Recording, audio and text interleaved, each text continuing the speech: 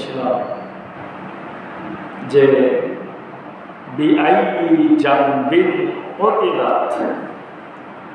কোন অপরাধে তাকে হত্যা করা হয়েছে। মানে মহিলাদেরকে, শিশু বাচ্চাদেরকে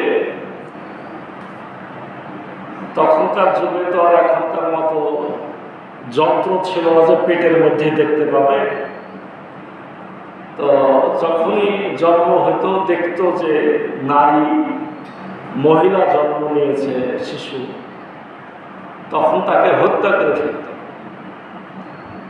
আবার কোনো কোনো ক্ষেত্রে কোনো কারণে যদি হত্যা করা নাও হইত, তাহলে 5 বছর 6 বছর বয়স বড় হওয়ার পরও কি করত? হত্যা করে ফেলত। হয়তো মায়ে বাধা দিয়েছে, অন্য দাদিতে বাধা দিয়েছে, কি নানিতে বাধা দিয়েছে, সময় সুযোগ বুঝে একদিন হত্যা করত। আর যদি হত্যা করা নাই হতো, তাহলে নারীদেরকে সম্মান দেওয়া হতো না, তাদেরকে আপনার পশমি কাপড়, মোটা কাপড়, যে কাপড় অন্যরা পরে না, এরকম কাপড় চোপড় দিয়ে জঙ্গলে ছাগল, বকরি, উট চড়াইতে দিত। এ হলো আরব জাহিলিয়াতের লোকদের অবস্থা। আমরা বলতে চেয়েছিলাম যে রব্বুল আলামিন সেদিন জিজ্ঞাসা করবেন যে কোন অপরাধে তোমাকে হত্যা করা হয়েছে। ছোট শিশু বাচ্চাটা কি কোন অপরাধ ছিল?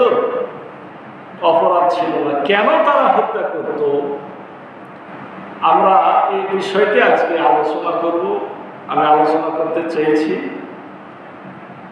এবং এর কারণগুলো আলোচনা করার পরে ইসলাম এ বিষয়ে আমাদেরকে কি কি নির্দেশনা দিয়েছে সেগুলোর বিষয়ে আলোচনা। আরব জাহিলিয়াতের লোকেরা নারী, কন্যা, শিশুদেরকে হত্যা করত মোটামুটি 6টি কারণে। 1 নম্বর কারণ ছিল, আমরা যতগুলো কারণ আলোচনা করব, আলোচনার সাথে সাথে নিজেদেরকে মিলাইয়ে নেব। যদি ওই একই কারণ আমাদের মধ্যে থাকে, তাহলে আমরাও সেই জাহিলিয়াত, আমাদেরও একই অপরাধ। এবং এক্ষুনি চিন্তা করব সাথে সাথে যে এটা আমরা ভাবি কিনা। আরব জাহিলিয়াতের লোকেরা নারী শিশুদেরকে হত্যা করত, 1 নম্বর হলো পৌরসত্ব প্রশ্নবোধক। মানে আমার মেয়ে জন্ম নিয়েছে, তাতে লোকেরা বলে বেড়াতো যে এ দুর্বল পুরুষ, মানে আমি বাপ হিসেবে দুর্বল, এই জন্য আমি বেটা দিতে পারিনি, আমার দ্বারা কি হয়ে গেছে, মেয়ে জন্ম নিয়ে নিয়েছে। তাহলে আমার একটা লজ্জার ব্যাপার যে আমি ছেলে জন্ম দিতে পারিনি। কি ছেলে মেয়ে জন্ম দেওয়ার মালিক কে? আল্লাহ। আমি মনে করে নিলাম যে আমার কারণে ছেলে হয়নি। এটা ছিল একটা কারণ। দ্বিতীয় কারণ ছিল যে মেয়ে হয়েছে, বানে অন্য ঘরে তাকে পাঠাইতে হবে, অন্য গোত্রে তার বিয়ে দিতে হবে, আর যার কাছে বিয়ে দিব তার কাছে আমি ছোট হয়ে থাকবো।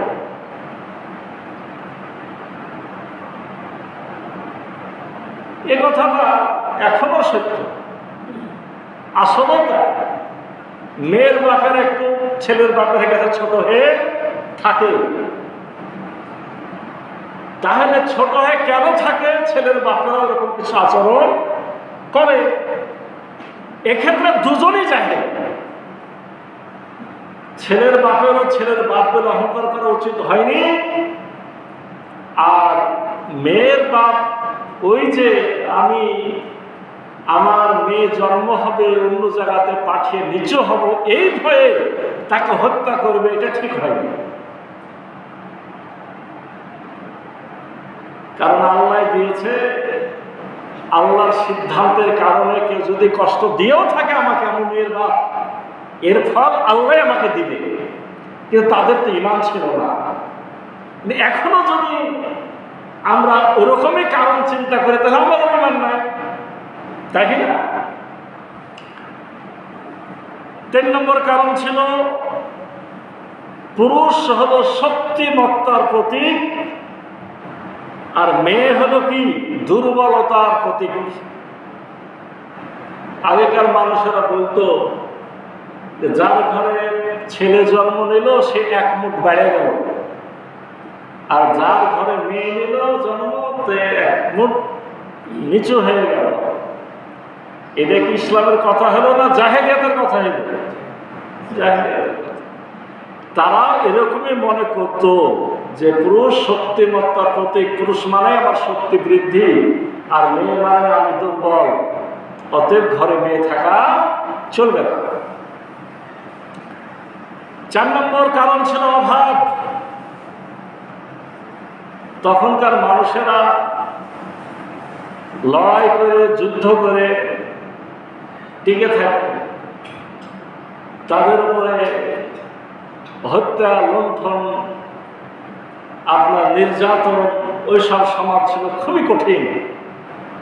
তো মেয়ে মানেই তো কি হয়ে গেলাম, আমার তো যোদ্ধা হইল না, বরঞ্চ তাকেই পাহারা দেওয়া লাগবে। আর ছেলে মানে আমার হাতে লাঠি চলে আসলো, একটা লাঠি বেড়ে গেল। এই যে চিন্তা চেতনা, ছেলে আমাকে সাহায্য করবে, আমার অভাব দূর করবে, মেয়ে সেটা পারবে না। এই কারণে তারা হত্যা করবে। কিন্তু আল্লাহর ফয়সালার উপরে হাত দেওয়া উচিত না। 5 নম্বর কারণ ছিল বিবাহের কোনো সীমাবদ্ধতা ছিল না। 6 নম্বর হলো তালাকের কোনো নির্ধারিত নিয়ম ছিল না। তার মানে কি, কেউ যদি মনে করতো যে 100 বিয়ে করবে তাও কেউ কিছু বলার ছিল না। আবার কেউ যদি আপনার 100 বার তালাক দিয়ে আবার ফেরত নেবে তাতেও কোনো বাধা ছিল না। তার মানে মেয়েদেরকে অপমান অপদস্থ করে রাখা হতো, মেয়ের বাপরা অপমান অপদস্থ হইতো, মেয়েদেরকে তুচ্ছ তাচ্ছিল্য করা হতো। তাহলে আইন তো ওরাই বানাইছে, ওরাই আইন বানিয়েছে, মেয়েরা ছোট, আর ওই ছোটর কারণে নিজেই লজ্জিত হয়ে তাদেরকে খুন করত। এজন্য দায়ী গোটা সমাজ ব্যবস্থায় ছিল। আসলে এই বিষয়গুলো একটু বিস্তারিতভাবে আমরা আলোচনা করি এবং এর বিপরীতে ইসলাম এই কুসংস্কারের বিরুদ্ধে ইসলাম কি সংস্কার দিয়েছিল সেগুলো আমরা আলোচনা করি। জাহেলিয়াত তাদেরকে নৈতিকভাবে এমন নিচে নামিয়ে দিয়েছিল যার ফলে তারা নিজেদের সন্তানকে নিজ হাতে, তা আবার জীবিত অবস্থায়, নিজ হাতে, পরকে দিয়েও না, নিজের সন্তানকে নিজ হাতে আবার জীবিত অবস্থাতে মাটির মধ্যে প্রথিত করত।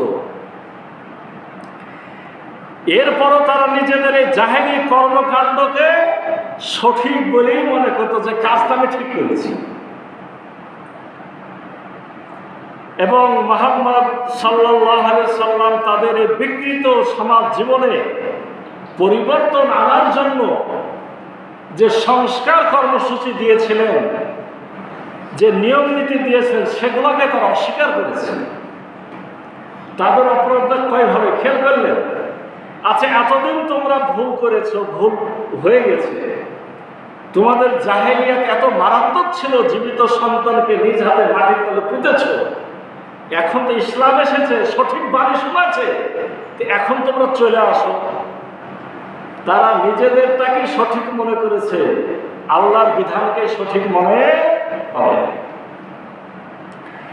যে মেয়েটিকে মাটির মধ্যে পুঁতে ফেলা হয়েছে তার ফরিয়াদ শোনার মতো ওই সমাজে কেউ ছিল না। একটা ছেলেকে মাটির মধ্যে পুঁতে দিচ্ছে, সে চিৎকার করে কাঁদছে, আহাজারি করছে, ওটা কেউ শুনতেও যেত না। একটু মায়া করবে, মহব্বত করবে, সেটাও করতো না।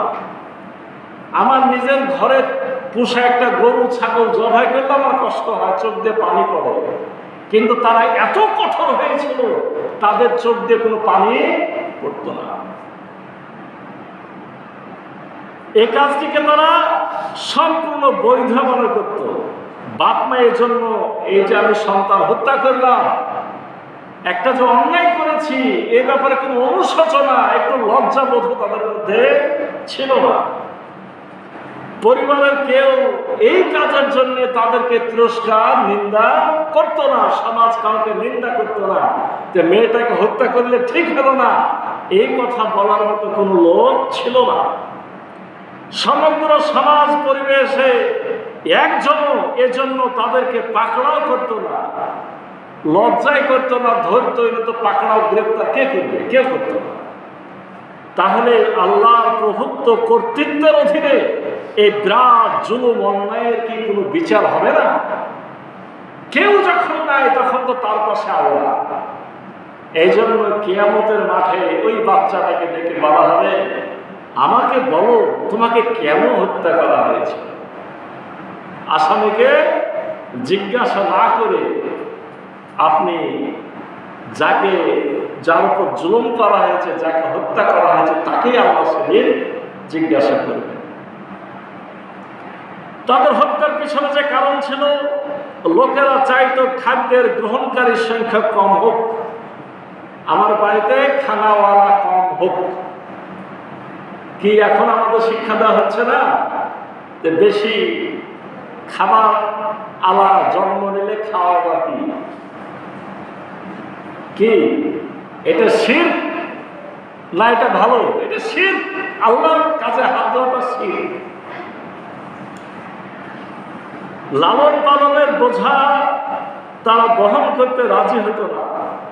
পরবর্তীকালে অর্থ উপার্জনের সহায়তা করবে এই আশায় ছেলেদের লালন পালন করতো, কিন্তু মেয়েরা যেহেতু উপার্জনে সাহায্য করবে না, এই জন্য তাদেরকে লালন পালন করে বড় করতে হবে, আবার বড় করে অন্যের ঘরে পাঠিয়ে দিতে হবে, অতএব তাদেরকে হত্যা করাই ভালো। এটা হলো তাদের যুক্তি। সাধারণত নিরাপত্তাহীনতার কারণে এটা মনে করে পুত্র সন্তানদের প্রতিপালন করা হতো যে যার যত ছেলে হবে তার তত বেশি সাহায্যকারী হবে, যার যত মেয়ে হবে তার নিরাপত্তা কমে যাবে। ছেলেকে মানুষ করতো, লালন পালন, খাদ্য যোগাবে এবং তাকে পাহারাও দিবে, তাকে নিরাপত্তা দিবে। কিন্তু মেয়েকে করতো না কেন? মেয়ে আজগুলি খালি খাবে, খাওয়ার পরে পরের বাড়ি চলে যাবে, আবার তাকে পাহারা দিয়ে দিয়ে বড় করতে হবে। এই যোগ ঝামেলা গ্রহণ করার কোনো দরকার নাই। সে সমাজ এমন একটা সমস্যা ছিল যে প্রতিপক্ষ শিবিরের যতগুলো মেয়েকে হামলাকারীরা লুটে নিয়ে যেত তাদেরকে বাদী বানিয়ে রাখতো। মানে মেয়ে যদি কারি ঘরে থেকেও থাকতো আর যুদ্ধে যদি লোকটা হেরে যেত, তাহলে ওই মেয়েটা পরের ঘরে কি হতো? বাদী হতো, দাসী হতো। এটাও তারা সহ্য করতে রাজি ছিল না। এজন্য তারা কি করতো? সন্তানটাকে প্রয়োজনে বিক্রি করে দিত, বা ও যে যাকে যুদ্ধে পেত তাকে বিক্রি করে দিত, তখন তারা কৃতদাসী হয়ে যেত।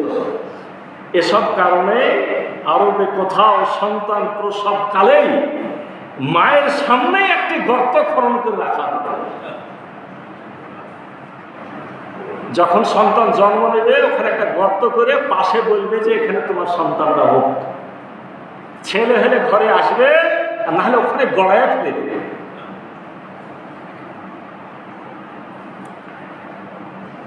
মেয়ে যখন ভূমিষ্ঠ হতো তখনই তাকে গর্তে ফেলে দিয়ে মাটি চাপা দেওয়া হতো। আবার কোথাও যদি মা এতে রাজি না হতো, তার পরিবারে কেউ এতে বাদ থাকতো, তার অনিচ্ছা সত্ত্বেও বাপ কিছুদিন তাকে লালন পালন করত। তারপর একদিন মরুভূমি, পাহাড় বা জঙ্গলের মধ্যে নিয়ে গিয়ে কোথাও তাকে জীবিত কবর দিয়ে দিত। কোনো কারণে হয়তো বাপ ছিল না, বাইরে ছিল, 5-6 মাস পরে এসে দেখছে ছেলেটা বড় হয়ে গেছে। এখন ওই অবস্থাতে সবার সামনে থেকে কেমন করে নিয়ে যাবে, আরো সুযোগ দিত, 5 বছর 6 বছর হইতো, চলো বাবা ঘুরে নিয়ে আসি ওই পাহাড়ে জঙ্গলে কোন এক জায়গাতে নিজে গর্তের মধ্যে ফেলে দিত,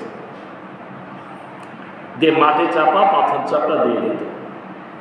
এই বিষয়ে শোনা নেয় দালামি প্রথম অধ্যায়ে একটি হাদিস আছে, এক ব্যক্তি রাসূলুল্লাহ সাল্লাল্লাহু আলাইহি সাল্লামের কাছে তার জাহিল যুগের একটি ঘটনা বর্ণনা করেন। তিনি বলেন, আমার একটি মেয়ে ছিল, সে আমাকে খুব ভালোবাসত। মানে ইসলাম গ্রহণ করার পরে মনটা যখন নরম হয়েছে, আল্লাহ রাসূলের কাছে এসে হাজির হয়েছে যে আসলে এটা তো মারাত্মক অপরাধ করেছি, ইসলাম তো আলো, ইসলামে আসার পরে সে এখন বুঝতে পারছে যে আমি তো ভুল করেছি, এটা মাপ কি করে হবে, মাপ কি আল্লাহ করবে কি না, কেমন অপরাধ সে নিজেই বর্ণনা দিচ্ছে যে আমার একটি মেয়ে ছিল, মেয়েটা আমাকে খুব ভালোবাসত। তার মানে কি ছিল, বড় হয়ে গেছিল মেয়েটা, তার নাম ধরে ডাকলে সে দৌড়ে আমার কাছে আসত। একদিন আমি তাকে ডাকলাম, তাকে সঙ্গে করে নিয়ে হাঁটতে লাগলাম, পথে একটি কুয়া পেলাম, তার হাত ধরে ধাক্কা দিয়ে কুয়ার মধ্যে ফেলে দিলাম। তার শেষ কথাটি ছিল, আমার কানে তার শেষ কথাটি ভেসে আসছিল, হায় আব্বা, হায় আব্বা। মানে সে ভিতর থেকে আব্বা আব্বা করে চিৎকার দিচ্ছে। যখন এই ব্যক্তিটি বা এই সাহাবীটি রাসূল সাল্লাল্লাহু আলাইহি সাল্লামের সামনে এই ঘটনাটা বর্ণনা করছেন, আল্লাহ রাসূল কাঁদতে লেগেছে। আল্লাহ রাসূলের চোখ দিয়ে পানি পড়তে শুরু করেছে।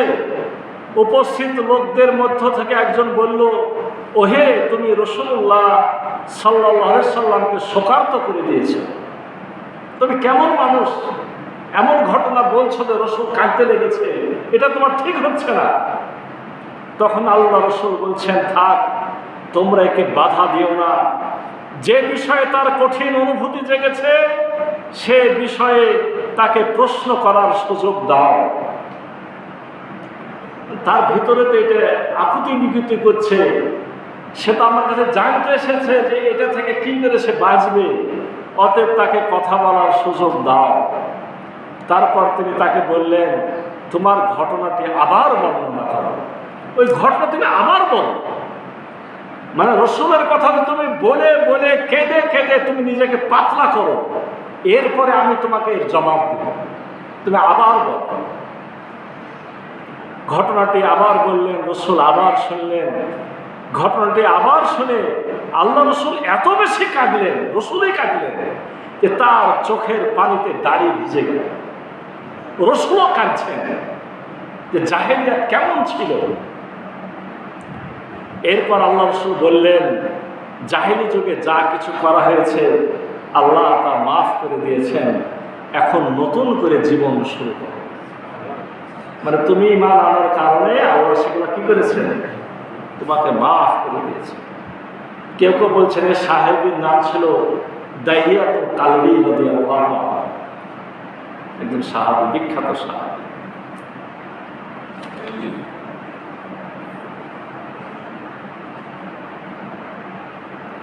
তাবারানীর আরেকটি বর্ণনা, তাবারানীর বর্ণনা মতে কবি ফারাজদাক, একজন কবি, আরবের বিখ্যাত কবি ফারাজদাক কবি, এই কবির দাদা শাশা ইবনে নাজিয়া আল মুজাশি রাসূলুল্লাহ সাল্লাল্লাহু আলাইহি ওয়াসাল্লামকে জিজ্ঞেস করে যে, আল্লাহ রাসূল, আমি জাহেলি যুগে কিছু ভালো কাজও করেছি।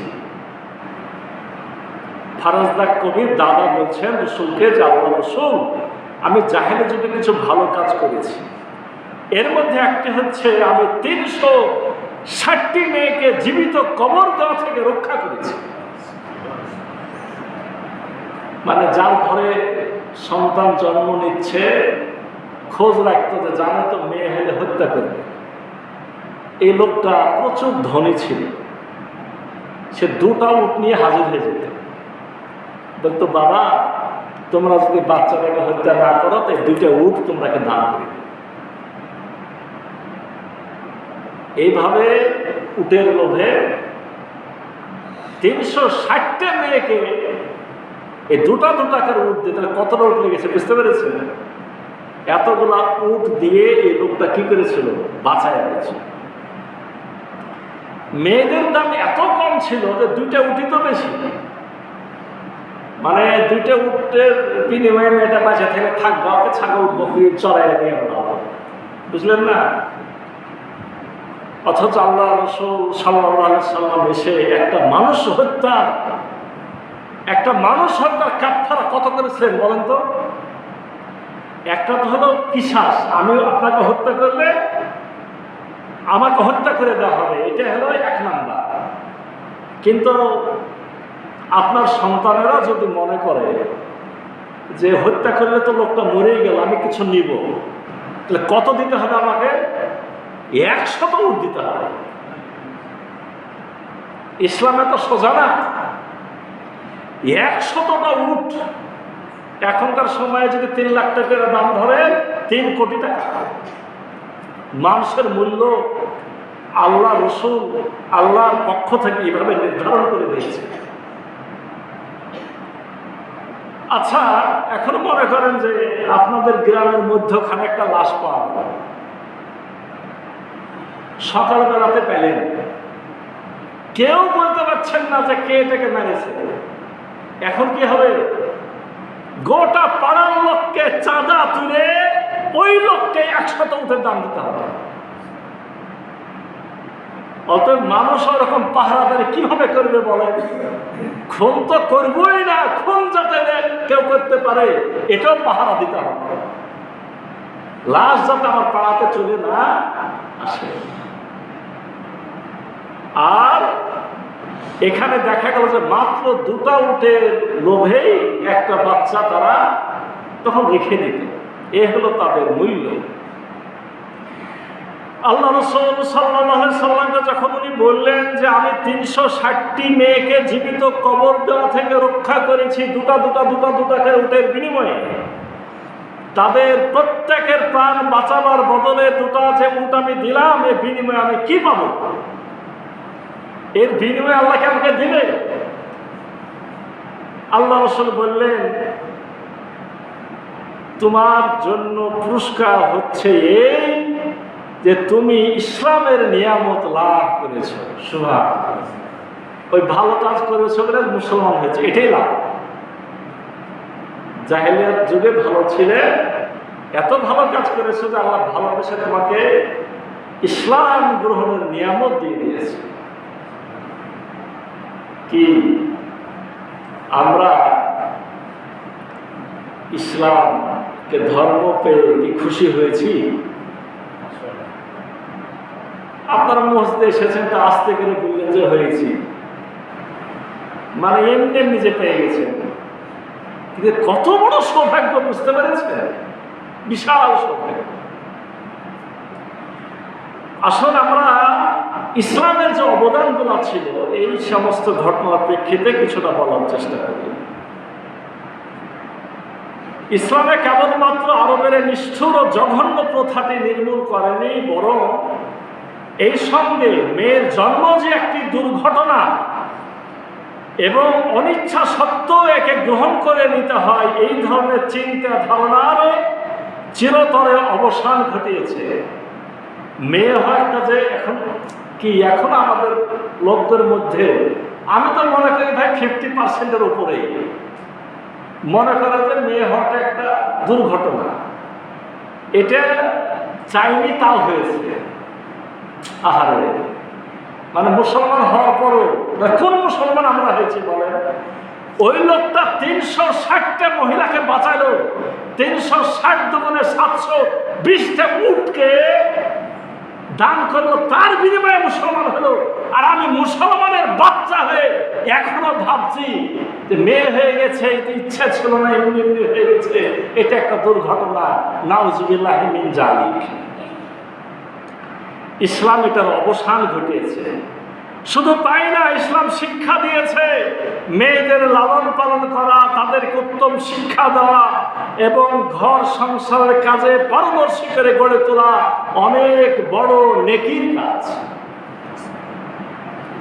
রাসূলুল্লাহ সাল্লাল্লাহু আলাইহি সাল্লাম এ ব্যাপারে মেয়েদের সম্পর্কে মানুষের সাধারণ ধারণা যেভাবে পরিবর্তন করে দিয়েছেন, এই বিষয়ে কিছু হাদিস আমরা এখন শুনি। 1 নম্বর হাদিস, এই মেয়েদের জন্মের মাধ্যমে যে ব্যক্তিকে পরীক্ষার সম্মুখীন করা হয়, এটা একটা চিন্তার কথা যে মেয়েরা জন্ম নিলে, এটাও সত্য, এখনো জাহেলিয়াতের যুগ, মেয়ের বাপেরা পরীক্ষার সম্মুখীন হয়। তো হয় কি হয় না? ছেলের বাপদের এক দাপট, আর ছেলেতে ডিস্টার্ব করলে ছেলের কোন শাস্তি নাই, সব দোষ মেয়েটা। ঠিক না বেঠি? আল্লাহ রাসূল বলছেন যে ব্যক্তি পরীক্ষার সম্মুখীন, মানে সব মেয়ের বাপই পরীক্ষার সম্মুখীন। কত সুন্দর করে এসে বলবে যে না না, আমরা কোনো যৌতুক নিব না, 1 টাকাও লাগবে না।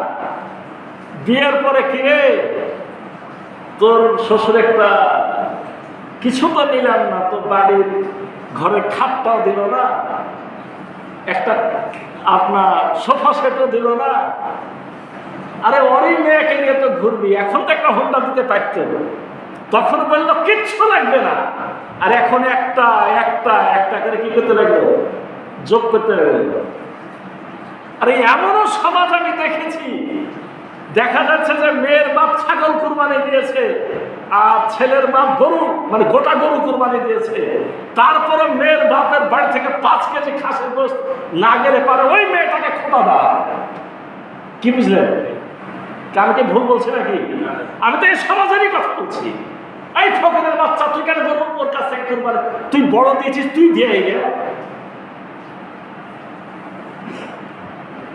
তো কষ্ট পায় না, এই জাহেলিয়াত দূর করতে হবে আমাদের।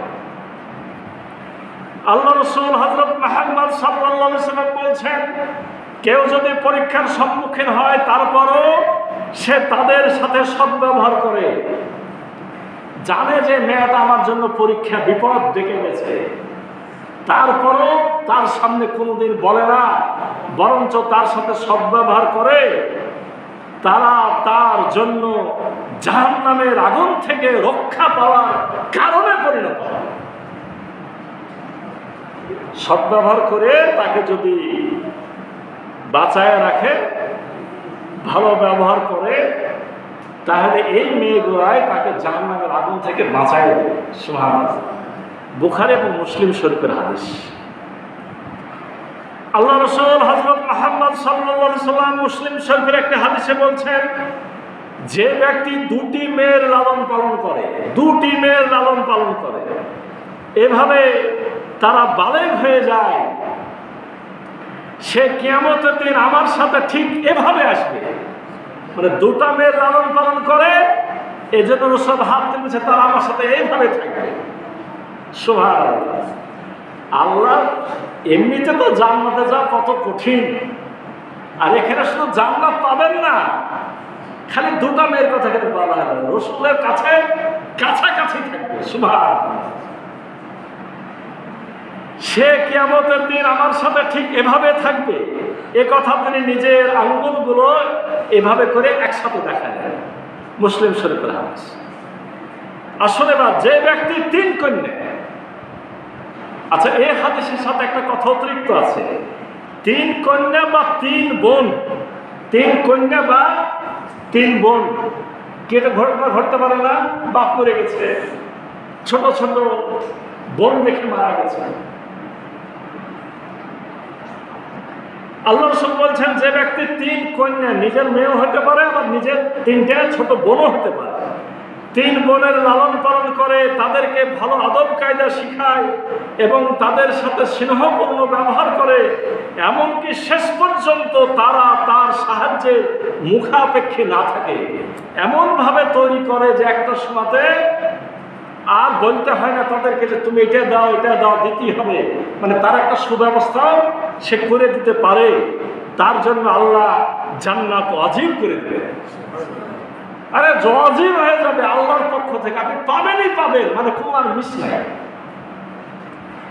এক ব্যক্তি জিজ্ঞেস করেন, হে আল্লাহর রাসূল, তার যদি এরকম ঘটনা দুটা ঘটে, মানে কন্যা বা মেয়ে দুজন হয়, আল্লাহ রাসূল জবাব দেন, দুজনকে ভাবে লালন পালন করলেও তাই হবে। হাদিসের বর্ণনাকারী ইবনে আব্বাস রাদিয়াল্লাহু আনহু বলছেন, যদি লোকেরা সে সময় একজনের লালন পালন সম্পর্কে জিজ্ঞেস করত, তাহলে তিনি একজনের সম্পর্কেও এই একই জবাব দিতেন। কিছু ঘটনা এমন পর্যায়ে ঘটেছিল, কেউ যদি দুজনের বেলার পর একজন যদি করে কি হবে, তো রাসূল তাকেও বলতেন যে হ্যাঁ, তোমার জন্য জান্নাত ওয়াজিব হবে। আবু দাউদ শরীফের আরেকটা হাদিস শুনি, যার কন্যা সন্তান আছে সে তাকে জীবিত কবর দেয়নি, তাকে দিনহীন ও লাঞ্ছিত রাখেনি, এবং পুত্রকে তার উপর বেশি গুরুত্ব দেয়নি, আল্লাহ তাকে জান্নাতে স্থান দিলেন। অনেক কটা কিন্তু কথা আছে। জীবিত কবর দেয়নি সেটা তো দেয়নি, আমরা তো ওইভাবে কবর দিই না। তবে যদি সেরকম ক্লিনিকে মহিলা বড় নার্সের সাথে পরিচয় থাকে, গল্প শুনবেন কি পরিমাণ নারী শিশুকে এখনো হত্যা করা হচ্ছে। এখনো শুধু নারী নয়, পুত্রকেও করছে। এই হাদিসগুলো শোনার পর একটা জেনে রাখবেন, নারীদের জন্য যদি এটা হয়, তো ছেলেদেরকে হত্যা করা আরো বেশি অপরাধ। এটাই স্বাভাবিক। মানে ছেলে তো পাশে দাঁড়াতে পারতো, কেন দাঁড়ায় না?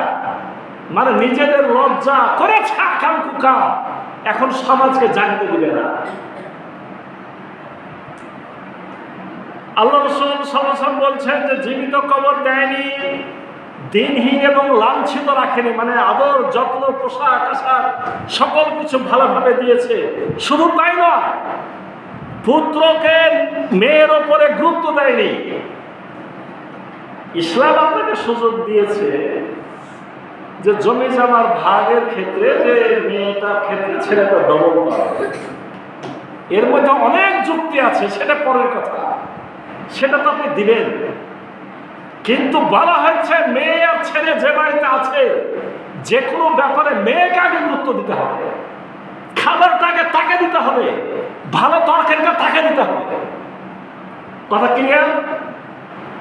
কোন ক্ষেত্রে ওই মেয়েটা বা ওই বোনটা যাতে বুঝতে না পারে যে আমি মেয়ে, তাই আমার থেকে আমার ভাইকে বেশি গুরুত্ব দেয়।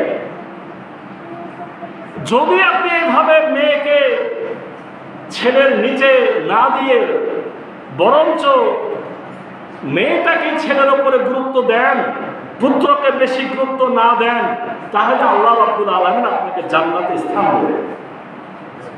আবু দাউদ শরীফের হাদিস।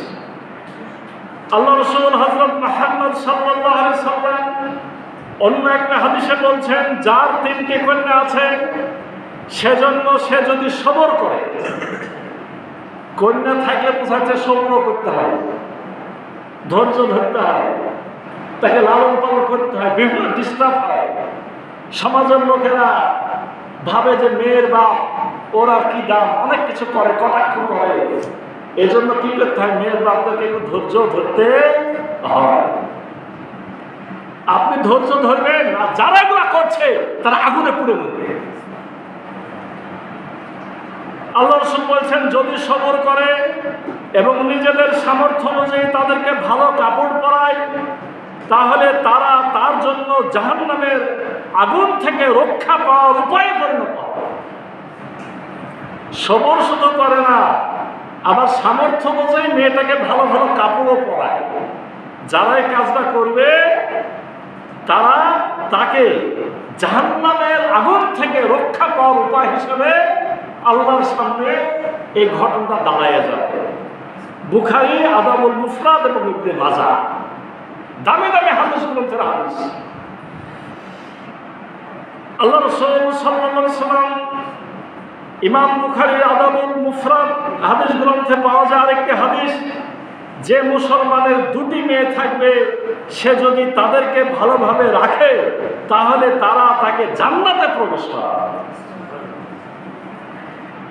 নবী সাল্লাল্লাহু আলাইহি সাল্লাম সুরাকা ইবনে জাসুমকে বলেন, সুরাকা ইবনে জাসুম সাহাবীকে বলেন, আমি কি তোমাকে বলবো সবচেয়ে বড় সাদাকা, সব থেকে বড় সাদকা দান, সব থেকে বড় সাদাকা অথবা বড় সাদাকাগুলোর মধ্যে অন্যতম কি, সব থেকে বড় সাদকা কি? সুরাকা বলেন, অবশ্যই বলুন হে আল্লাহ রাসূল। আল্লাহ রাসূল বলেন, তোমার সে মেয়েটি যে তালাক পেয়ে অথবা বিধবা হয়ে তোমার দিকে ফিরে আসে এবং তুমি ছাড়া তার আর কোনো উপার্জনকারী থাকে না। তার মানে বোঝা গেল তো, মানে যে মেয়েটা বিধবা হয়ে অথবা তালাক পেয়ে আপনার কাছে ফেরত এসেছে, তার নিজের কোনো পয়সা করি নাই, তার পিছে যে খরচটা করবে এই খরচটা হলো দুনিয়াতে যত রকমের দান আছে সকল দানের থেকে উত্তম দান।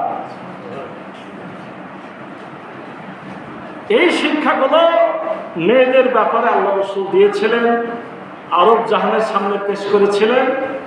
এই কারণে শুধু আরব জাহান নয়, গোটা বিশ্ব মানুষের কাছে দাওয়াতটা পৌঁছে যাওয়ার কারণে গোটা বিশ্বের দৃষ্টিভঙ্গি মেয়েদের ব্যাপারে এখন কিন্তু অনেক পরিবর্তন হয়েছে। আসল কোরআনের কয়েকটা কথা বলে শেষ করি। এই বিষয়ে রব্বুল আলামিন সূরা নহলের 58 নম্বর আয়াতে বলছেন,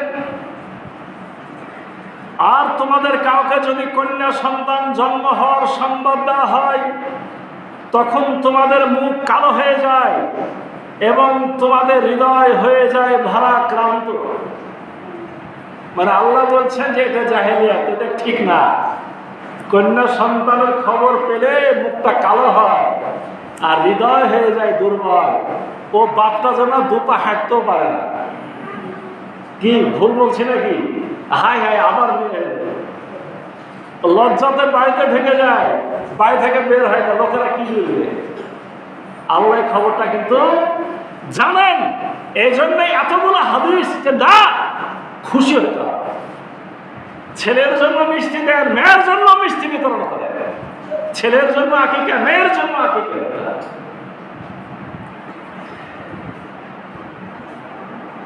আল্লাহ রাব্বুল আলামিন বলছেন, যে কিনা লালিত পালিত গহনা কাটির মধ্যে আর ঝগড়া বিবাদ বা যুক্তিতর্ক করার সময় নিজের কথাকে যে স্পষ্ট করে বলতে পারে না, তাকেই তোমরা আল্লাহর সন্তান বলে অভিহিত করছো। এটা আছে হলো সূরা যুখরুফ, সূরা যুখরুফের 18 নম্বর আয়াত।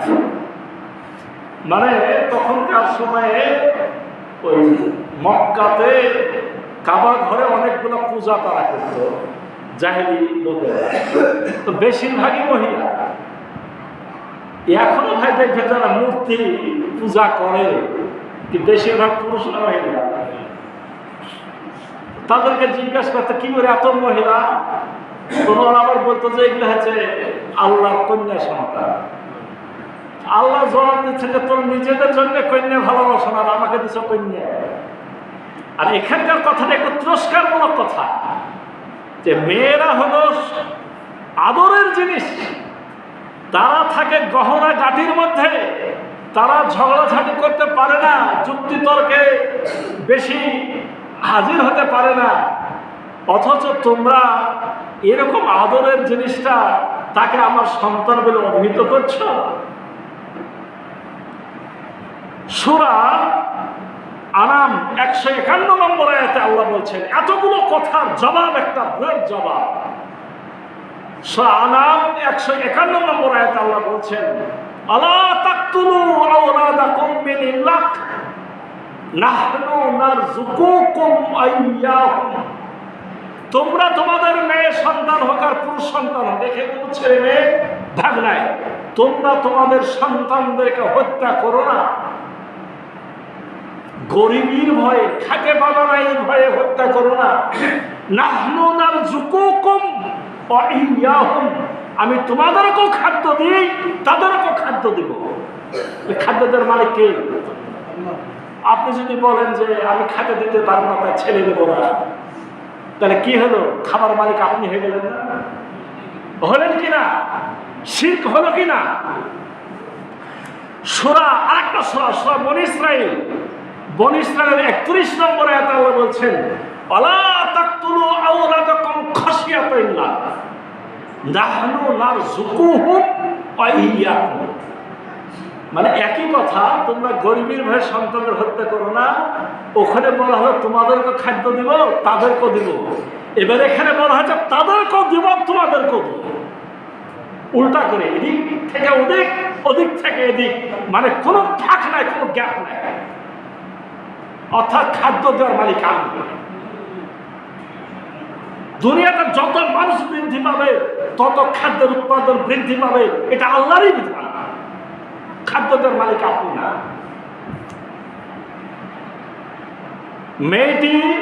মেয়েটির বিয়ে হওয়ার পর এবার আমি যে ওদের একটা সমস্যা ছিল বিয়ে শাদীর বিষয়ে, যে তারা দেদারসে যেমন বিবাহ করত, 10টা বিবাহ করলেও কোনো সমস্যা নাই, আবার 100 বার তালাক দিলেও সমস্যা নাই।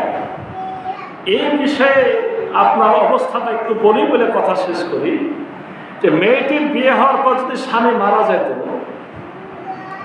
তাহলে তার অভিভাবক তার কাছে আসতো, এসে একটা জামা ছুঁড়ে মেরে দিল মেয়েটাকে। জামা ছুঁড়ে মারা মানে তোমার আর কোথাও বিয়ে করার চিন্তা তুমি করো না। মানে তার বিয়ে কি করলো? জামা ছুঁড়ে মেরে বিয়ে বন্ধ করে দিল। এটা সব জাহেলি একটা প্রথা। এরপর তাকে ওই অভিভাবক যদি হয়তো এমন হতো যে তাকে বিয়ে করা যাবে, অভিভাবক হয় বিয়ে করতো, চাইলে করতো, না চাইলে করতো না, কোথাও বিয়েও দিত না। এমনকি মেয়েটির মতামতের কোনো তোয়াক্কাও করতো না, বা সে সমাজে তার মতামতের কোনো মূল্যই ছিল না। এভাবেও নির্যাতন করা হতো যে তাকে তালাক দিত এবং শর্ত বসিয়ে দিত তার অনুমতি ছাড়া বা তার পছন্দমতো ব্যক্তি ছাড়া অন্য কেউ বিবাহ করতে পারবে না। মানে আমি যদি বিয়ে দিতে চাই বিয়ে হবে, না হলে হবে না। তার পছন্দ তো দূরের কথা। তবে সে যা কিছু দিয়েছে তা ফেরত দিলে তাকে স্বাধীনতা দেওয়া হতো। তালাক দিয়েও ঘরে বন্দি। তবে কোনো ক্ষেত্রে হয়তো কিছু খরচ হয়েছে, তার পিছে এই টাকা পয়সাগুলো দিলে তাকে কি করতো? তাকে ছাড় দিত। আবার কেউ কেউ এমনও করতো যে কোনো ব্যক্তি মারা গেলে সে ব্যক্তির স্ত্রীকে বাচ্চা মানুষ করার জন্য পুনরায় বিয়ে বসতে দিত না, যে আমার ছেলে মানুষ করে তারপরে তোমার ছুটি। আবার এমনও করতো যে ঘরে আবদ্ধ করে রাখতো। বাচ্চা যদি বড় হতো, নিজের ঘরের নাবালেক মানে ছোট মানুষের সাথে বিয়ে দিত, যে কিছুই বুঝতো না। কেন দিত? যে হ্যাঁ, আমার ঘরেই তো তার স্বামী আছে। এই করে তার সহায় সম্পদ অর্থ থাকলে এগুলো তারা ভোগ করত। আবার কোনো সময় এমনও করত যে অভিভাবক এতিম মেয়েকে নিজেই কাছে রেখে লালন পালন করত। এই উদ্দেশ্যে বিয়ে দিত না যে তার বর্তমান স্ত্রী মারা গেলে তাকে বিয়ে করবে, অথবা তার নাবালেক ছেলের সাথে বিয়ে দিয়ে দিত, যাতে তার সম্পদ ও সম্পত্তি ও সৌন্দর্য ভোগ দখল করা যায়। এই ছিল জাহেলি যুগের অবস্থা। শেষ পর্যন্ত ইসলামের আগমন ঘটল, যা মেয়েদেরকে সব হীনতা, দীনতা, নির্যাতন, নিষ্ঠুরতা থেকে মুক্তি দিল। জ্যান্ত কবর দেওয়ার রীতি চিরতরে খতম করে দিল এবং তাদের সাথে যে কোনো দুর্ব্যবহারের জন্য কিয়ামতের দিন আল্লাহর কাছে জবাবদিহি করতে হবে বলে ঘোষণা জারি করে দিল।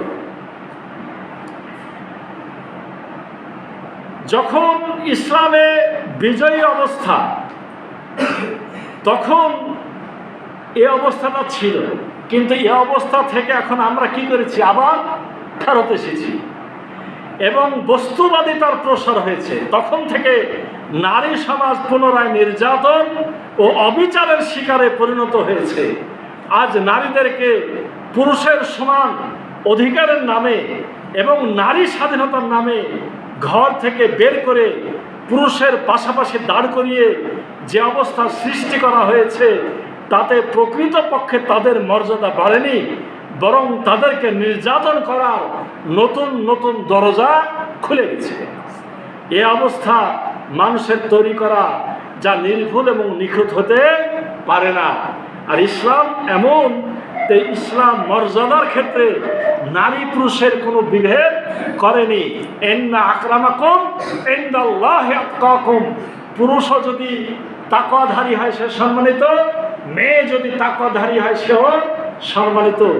আসুন আমরা যাতে ওই অপরাধী না হয়ে যায় যে তোমার ঘরে মেয়ে হয়েছিল, সে কি অপরাধ করেছিল, তাকে তুমি নির্যাতন করেছো, তাকে তুমি অসহায় অবস্থায় ছেড়ে দিয়েছো, তার তুমি খোঁজ রাখনি, কেন রাখনি?